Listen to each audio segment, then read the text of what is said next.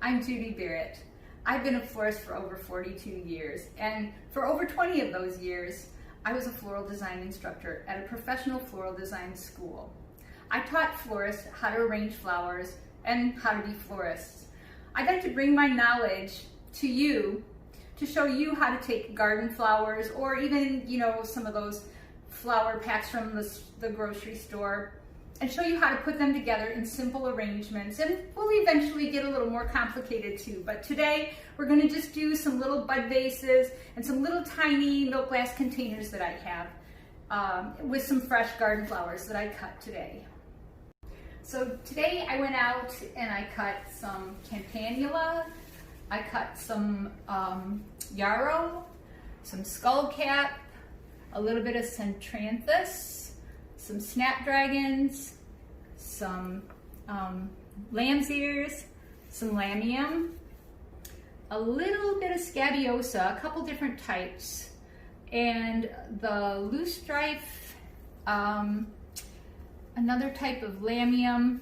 I had a couple of tiny pieces of astilbe and some lavender and a little bit of artemisia, two different types actually, but I don't think I'm going to use this kind. I think this might end up being too wild and woolly for me. So I cut all these flowers. There's just a little bit of each. I didn't have a lot, and a lot of times when you go out into the garden, you don't have a lot. But making these little arrangements like this, they don't all have to be exactly the same. They don't all have to have exactly the same flowers in them. I tried to go with kind of an analogous color combination here. It's the purples, the blues, the violet, red violet, and the blue violet. And then I threw in a little pink just to lighten it up a little. But I do like this combination a lot. One thing I want you to remember about cutting flowers in the yard is when you cut flowers, you should always have a bucket out there with you. And when you cut the stem, you plop it right in the water right away, and then the flowers will last longer. Also, your bucket should be clean, and every one of your vases that you're going to put these in should be bleached out and rinsed out thoroughly, and they should be free of bacteria. That'll make your flowers last a whole lot longer. So I'm going to start with a tall and one of the shorts. And I'm going to do these individually so you can kind of get an idea of where I'm headed with these. And then normally I would line them all up and do them all at one time. But if you only have two vases that you're going to do, then you might want to do each one individually so you can really see where you're going with it. So I think I'll start with the tall one. And I'm going to put a lamb's ear at the top and maybe a snapdragon too. Everything was kind of short today, so. And then I want to have, this area right here is kind of your focal area. This is where your eye will be drawn to when this is all arranged on the table. So I want to have a nice big fluffy flower right there. And I'm trying to decide between the campanula and the yarrow.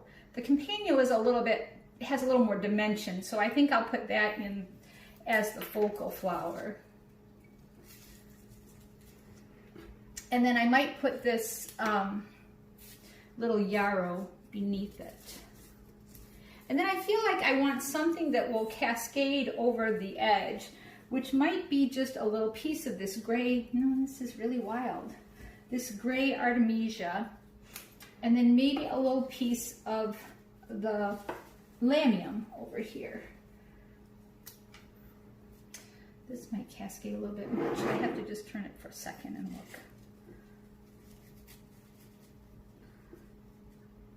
look. So this is it's just a simple bud vase. But then when I put it with this little guy, which I will use a little bit of this loosestrife, I think.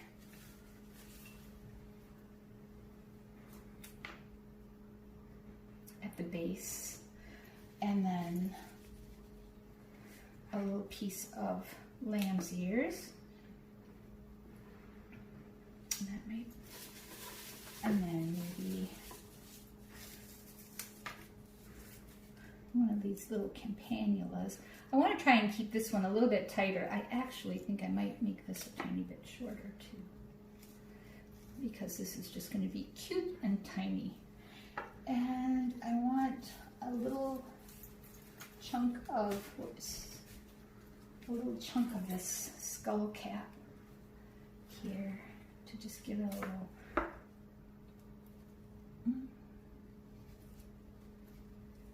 just a little bit of whimsy and a little bit of texture. And then I need something pink in there to keep the pink from up here, bringing it down to here. So I think I'll use a little pink lamium. And this is just starting to open, so it's not going to be as showy as the others.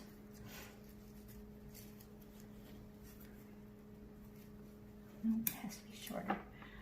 Okay, so this will be just a little touch of pink and some purple. And I might just add an easy bit of yarrow in there too.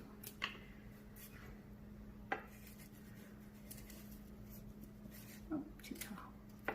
Doing this backwards kind of throws off your depth. Okay, so I have these two and they'll just cluster together like that. Now, I'm going to put the rest of them on it and we'll put them all together. For the sake of time, I'm going to do the rest of them all at the same time. So I'm going to start with, that way I can kind of distribute everything that I have too. And you know, it would be really cute if we did, sometimes you can do like, let's see, like maybe one would be all scabiosa and another one would be all, you know, the lamium.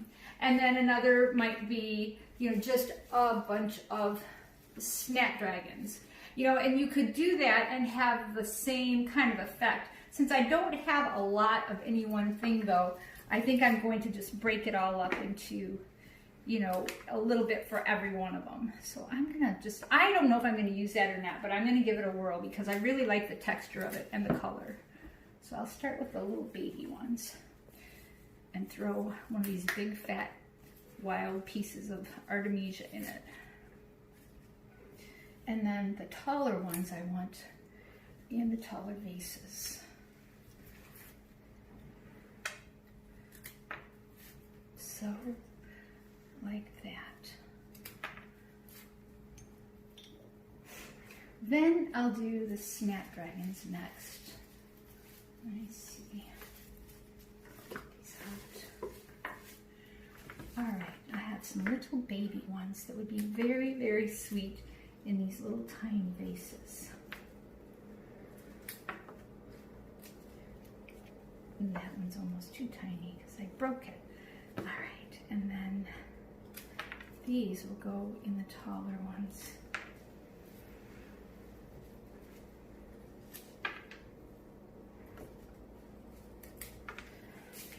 Okay. I wish this was taller. But you know what? I have this nice tall scabiosa that can go in there, and it'll just carry your eye way up.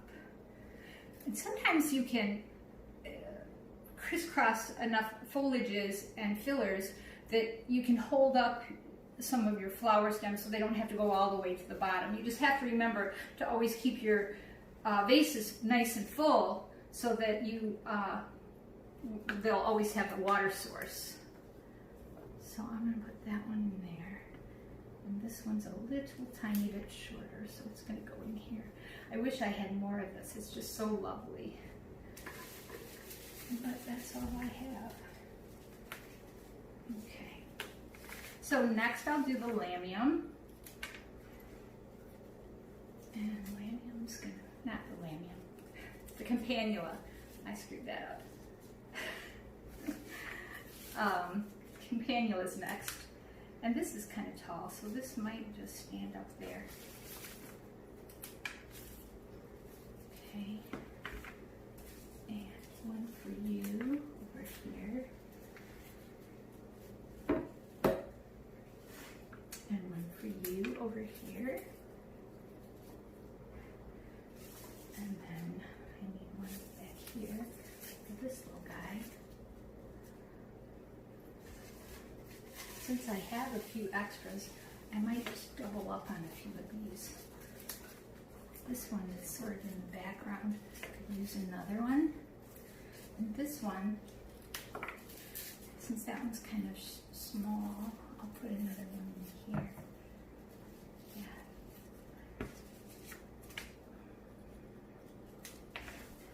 And then this one can go up here. And then I need one in the front here, don't I? Okay. So now I'll take this yarrow and I'll place the yarrow in. And I'm just trying to bring the colors from the top vase down to the smaller vase that's in front with the same kind of a look and texture. So this one's going to go up here, and then I'll cut a little short one for in here. It needs to be, oops, a little shorter.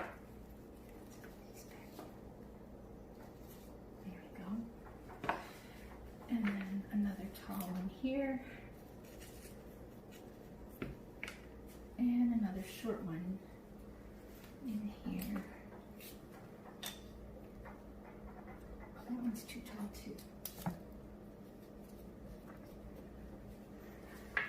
So I have a few extras. I'm going to save these in case I decide I want to use them with my little display that I'm going to do. Now I'll take the lamium and I'll tuck that in to give me some texture and to kind of fill.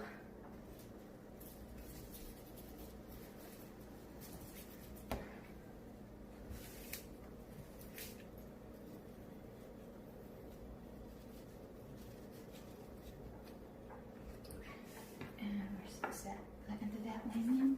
Yep. Here's some pink.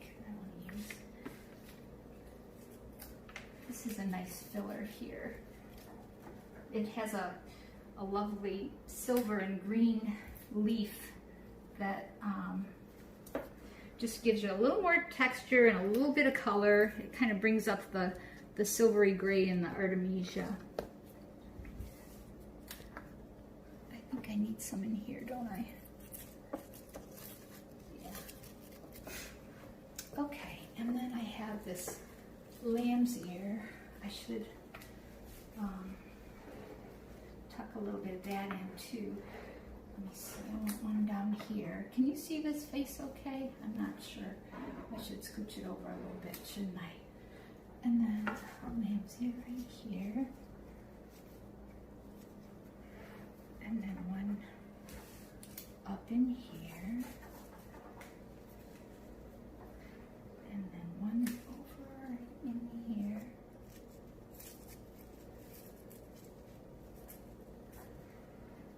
I love all the textures that you get from garden flowers that you just don't always get from the ones that we get from the wholesale house. They're fuzzy and they're multi-petaled and they're just a lot of fun to work with. I didn't see these. I have a couple more of these really, really fabulous Scabiosa. And I need one in here. I can see that this little vase needs something pink too. And this one, I want to put right down in front. I don't know if I can get that in there. So this vase back here gets my one lonely Centranthus.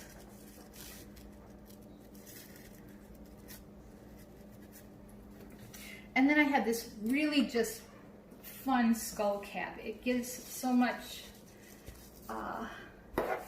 texture and height and just a little bit of whimsy, I think.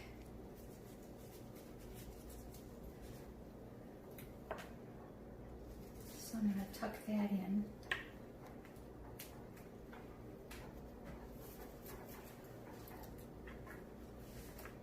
What do I have still?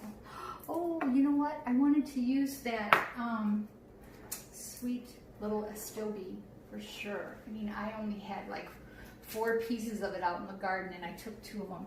So they have to go in here somewhere. I might have to step around and see which one needs it the worst, or the most, I guess I should say. Okay, so we want a little astobian here, and we want a little astobian here, but I need to make it a little shorter. Yeah, that brings that pink down. All right, so I have some hot pink scabiosa here that just gives you a little more of that, you know, the same kind of a color tone as the yarrow. And I'm going to tuck that in too, because I like the way it just projects out and makes it a little bit airier and a little bit more garden-y looking. All right. And then I also have that lavender that would give it a really nice scent. So I might tuck a little lavender in just because it'll be a yummy smell. The lavender is growing in the herb garden, and right now the bees are just so happy. And I keep thinking that those bees out there are making some really fabulous lavender honey somewhere. I wish we had bees.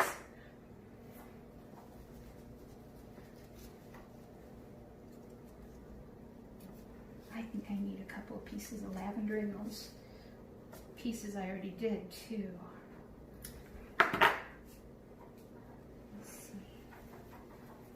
In there. Oh. And a couple in the babies. So when this is on your table as a centerpiece, it's going to make, it's going to smell good, and it's going to look, it's going to be a centerpiece made out of several little flower arrangements rather than a centerpiece like your standard, you know, old-fashioned florist centerpiece used to be. And it'll give you a lot more interest. Look at those vibrant colors. Look how pretty they are together.